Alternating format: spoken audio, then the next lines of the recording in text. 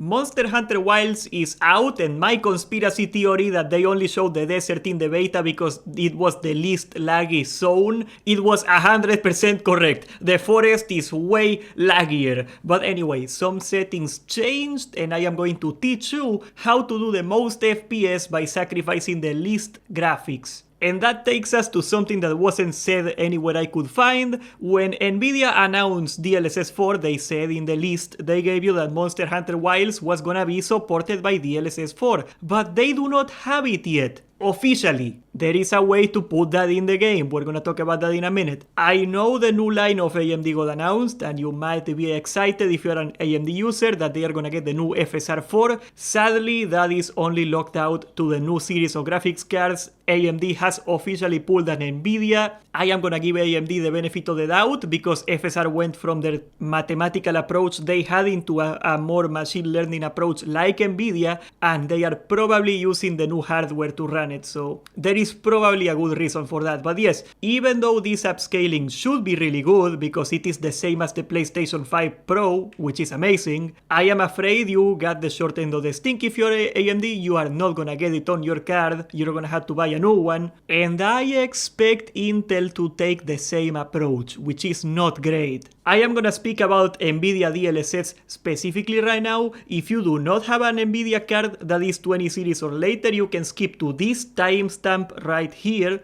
Anyway, even though the game technically supports DLSS 4, for some reason it is not on the baseline game they shipped. If you take a look at the settings, it says DLSS 3710, but we are gonna do some shenanigans to put that back into the game. We can get DLSS 4 that came out a month ago. Last night they just updated the drivers, so I am gonna leave a link in the description, but you can go to the official Nvidia site and you can download your drivers. The installer is gonna ask you to install the Nvidia app, and you have to install the Nvidia app for this because there is a way to do it without the app, but it is a nightmare, okay? So I am gonna play their game, I am gonna install their big brother spying software, I don't care, okay? We're gonna do it. Once you install the new driver and the Nvidia app, you can reset your computer and then you can open the Nvidia app and you can go right here to graphics. And in graphics, you're gonna see your game is probably not gonna be listed in here. Don't worry, what you have to do is, if you are on Steam, I don't know if it is on any other site, you can figure it out. I think it's only on Steam for PC, am I wrong here? You go to add a scan location, and you choose your Steam folder. Your Steam folder is usually your main disk drive in program files 86, Steam, Steam apps, and then common, and that's gonna have all your Steam games. So after that, you're gonna get all your Steam games in here. You just hit refresh in here, and you can get all the programs getting all the way here. You are gonna see that your game is gonna be duplicated, that's fine.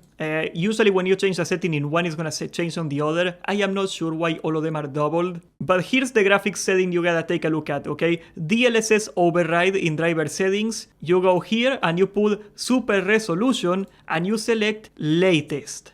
Now Monster Hunter Wilds is going to run DLSS 4 even though it thinks that it's running DLSS 3.7. We are tricking it. Make sure you do it in both games, right here, and that should be it. If you are on Intel or AMD, you can go check out the new drivers. Most models already got an update for this game yesterday. If you're on Intel, I think it did, and if you're on AMD, I am pretty sure all the cards that support this game also got it. But as far as DLSS goes, artifacting got a lot better. There was a hideous checkerboard artifacting happening on Lalabarina, and it is pretty much gone. For example, the forest looked awful on DLSS 3.7. I see way less difference than before swapping from balance to performance DLSS. You could go for a more aggressive DLSS setting now and you would get more or less the same performance as the previous one. If you're on quality, for example, you can go to balanced and it should be more or less the same as before, which is great. The reason for that, and I predict AMD is gonna get the exact same result after we get the new DLSS FSR thing, they actually train the model on Monster Hunter Wilds now. So DLSS can now comprehend how the game should look and it can reconstruct based on that. For example, if you put on low texture and you got DLSS enabled, a very aggressive DLSS, the textures are gonna look like they are like medium or high, just because it is upscaling everything at the same time with AI. There is also new types of artifacting. For example, this model hates water. For example, it has this habit of thinking that grass is wet when it is not wet, or sometimes if you're in the water you see things on the edge of the water that they got like a hideous white outline on it. It is very distracting, so the model is not perfect, but it is a hell of a lot better. The only reason I wouldn't enable the new DLSS is if you're on a 20 series, because that one has a weaker AI cores, so it's gonna have a harder time running a more aggressive DLSS like 4, but DLSS 4 is a lot better. Okay, no matter what else we change, upscaling is gonna be the main crutch we are gonna use to get the performance we need, because this game is a mess. Another update I gotta give you, which is very sad, is that they put Denuvo on this game. That's like DRM protection, copy protection software, and it basically just drains your CPU. That's why the game is getting review bombed on Steam. I'm gonna make an entire video on that later today. It is particularly affecting AMD CPUs for whatever reason. There's no reason it should, but it's happening because of some bugs, some poor implementation of Denuvo. And yes, if you're on AMD, sadly you're gonna have to wait until an update, until they fix it. They can fix it, and they should fix it. So no, I wouldn't throw away my Ryzen CPU, but you're gonna have CPU problems for a while, I am afraid, because Capcom. Now, when it comes to FSR and Intel XESS, the other upscalers, you should use them, but you shouldn't use them aggressively. I would not use FSR or XESS above quality mode, because when you do it aggressively with those two, they generate so much noise. It is literally worse than just running at a lower resolution. I would much rather deal with a lower resolution than the noise and grainy artifacts that FSR is generating right now. It is absolute crap on this game. You can change the resolution right here. I wouldn't do it too aggressively, but I would go down to like 1600 by 900, something like that, because what happens is when upscaling, the way it works, okay, when you go here to upscaling, every time you get it lower, the native resolution goes down. That's the only difference, right? So like it starts on a lower resolution. So if you lower the resolution here and then you got quality upscaling, you're exponentially lowering the resolution, so to speak. So even just a little resolution change on the base resolution is gonna make your upscale a lot harder. So if you're on FSR, I recommend you go to quality and then you go and you lower your resolution just a tiny bit if you need that extra FPS. The resolution is gonna be the last thing we change. I like playing DLSS unbalanced, but I tell you, performance looks just fine right now. Performance is looking pretty fine with DLSS 4 enabled. Once again, the game thinks it is running on DLSS 3.7, but it is actually running on DLSS 4. Okay, now this is the next step we're gonna take. We are gonna open Task Manager, that's Ctrl-Shift-Escape, and we're gonna go to the Performance tab. Okay, the reason we wanna see this is because we wanna keep track of what we need to change. And the way we know that is to look at the resources, okay? You have three main resources, actually four. You have CPU, you have a memory, which is RAM, and you have GPU, and then right here GPU memory, that's your VRAM. So let's get in the game so you can see what I mean. That's my character, by the way. What a handsome boy, isn't it? Now I am in the full game. We're gonna go to an area that's open so we can actually load some stuff into the frame. Currently, I am running at 50 FPS, which is not great, but the forest is way laggier than the desert. Probably because of all this crap on this. You know, like a desert is empty, the forest has plants. I am running at like 45 FPS right now, which is like similar to the results I got on the benchmark, mind you. If you take a look at my CPU draw, it is very similar to the beta, but a little higher, and that's most likely due to Denuvo. Now, as you can see, my RAM is already over 16 gigabytes. I got my OBS open, I got my Nvidia app open, I got a bunch of stuff open right now. If you close the Steam app, and let's close some things up here, just so you can see. There you go, we're down below 16, barely. I would get 32 gigs of RAM if I were you. But now we know exactly what our GPU and CPU is consuming. Like you can see, my GPU is running at about 50%. That is not quite the whole story. This is Libre Hardware Monitor. It is a free software you can get. I will also leave a link to it if you want to get really into the details. But even though it says 50% on my Task Manager, it is actually 98% here on the core, and it is also 98% here on the 99%, pretty much maxed out on Direct 3D graphics. You can see my VRAM is at 60%. But yes, as you can see right now, I am GPU bound. So if I wanted to increase my FPS, what I would have to do is to reduce the load on my GPU. Now, conveniently, if you get to the options, this game is such a resource nightmare that it tells you exactly what resource you get from every setting. So we are GPU bound now, basically. So if I want to get more FPS, what I gotta do is reduce the load of my GPU. I can do a lot of things. I can lower my filtering. That doesn't have a high impact on the GPU. One thing that would have a huge impact is reducing the quality of the models, but that would actually sacrifice fidelity a lot. For quality, I haven't seen it impact performance too much, but that's something you can do too. The ones I really recommend you lower, right here, sky cloud quality. Who the hell cares? Okay, lowest. They are using procedurally generated clouds. Literally, why? Literally, why do you need procedurally generated clouds? Put a stupid PNG of a cloud. Nobody's gonna notice. It doesn't even look good. So yeah, we're gonna lower that to the lowest, no matter who you are. Like, there's zero reason to put high quality clouds. Now, grass and tree quality. There is an argument for putting this one in high because grass doesn't look good. Trees looks fine. It is a huge draw on your GPU though because the meshes, the models are a lot more complicated. So I also put that one in low. There is barely any impact to my performance. Grass and tree sway, that's just the grass moving, like the grass doing this. Pointless. So disable it. Doesn't matter. Wind simulation, that is also like things that do this when there's wind. Is stupid. Put it on low. Water effects is almost negligible. You can disable it for a little more GPU. Less GPU load. It doesn't do much because you are never near that much water. Although the forest is very laggy and there is a lot of water here, so it should improve performance on the forest. Here's the big one, okay? Shadow quality. I mess with this one a lot. If you can spare the VRAM, I will go to high because there is really a difference between high and medium. There is zero difference on highest. Highest is a waste of time, but high and medium is quite a difference. So if you can afford it, I will go on high. But here, distant shadow quality, things that are far away from you. Do you care if they are like good quality shadows? Of course not. You don't care. So that goes too low.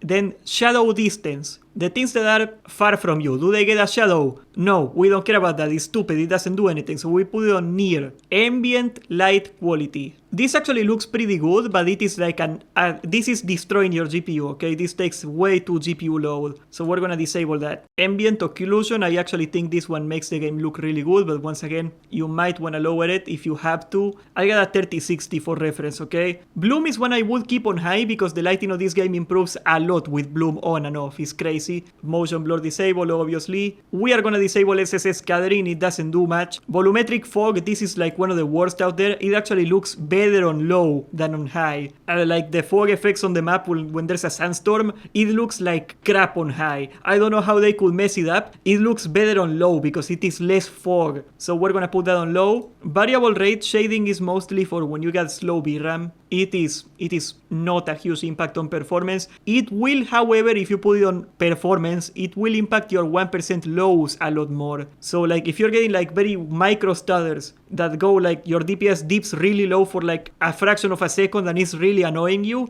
this is the one you want to put on performance. It will even out the 1% lows of your FPS a lot. But as you can see, these are all GPU settings. And that's the problem with the game, and that's why the game is getting people so freaking mad. There is absolutely nothing you can do to lower the load on the CPU. And a lot of people with the Nuvo are getting CPU bottleneck. So we're gonna refer back again to Task Manager. You wanna look at your Task Manager. And if you are locked up on your CPU, right here, I am afraid you're gonna have to upgrade your CPU. However, if you are getting a playable frame rate with your CPU maxing out, and you can live with that frame rate, you can get a lot of wiggle room to increase the graphics quality, because no matter how nice your graphics are, the CPU is gonna, it's gonna get the same load, more or less. So if you're CPU bound, which is most people right now, you are probably not gonna get a better frame rate no matter what you do. What you can do is you can improve the resolution, because that is almost entirely GPU based. You can improve the quality of the effects. Lowering the quality of textures will, however, have a big impact on the CPU load. For some reason, I think it is because it is like unpacking it from the game and loading it into the VRAM or something. And here's the thing about textures. The biggest impact to your VRAM, okay? We're going to the GPU here. If your VRAM is getting full,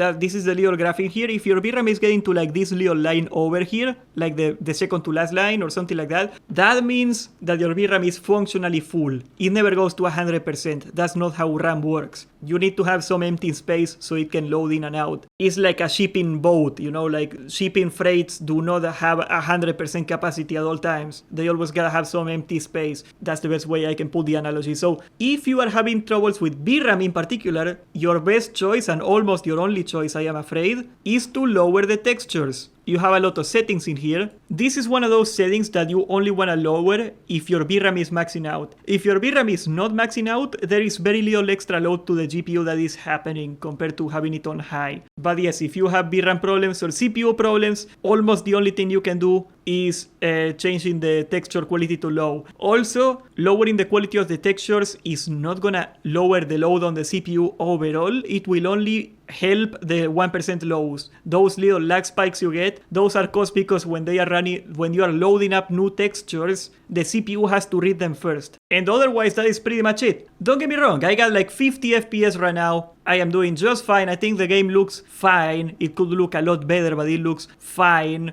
Does this look any better than World? No, it doesn't. I don't think the characters look a little better. I'll give you that. Like, I like my character a lot more. But like, does the map look better than World? No. I've seen the graphics on console and they are also, I am not impressed by them. What I can tell you is just because the game runs great on your $3,000 PC, just keep in mind that you're like top 1% of PC gamers right now. What is it, like 3060, the graphics card I got now? I think it's like 5% of the market. It is easily the most popular graphics card. My performance is more representative of the market, of everybody, than your performance, okay? Like, do not judge the graphical fidelity of a game by the 1% best users, okay? That's like saying Cyberpunk looks... Actually, Cyberpunk is a bad example because even in medium it looks pretty good. But if this game looks like crap on everybody's computer, even decently recent computers more powerful than the PlayStation or the Xbox, and it looks kind of really nice on your $3,000 computer, it is not a benchmark for how the game looks.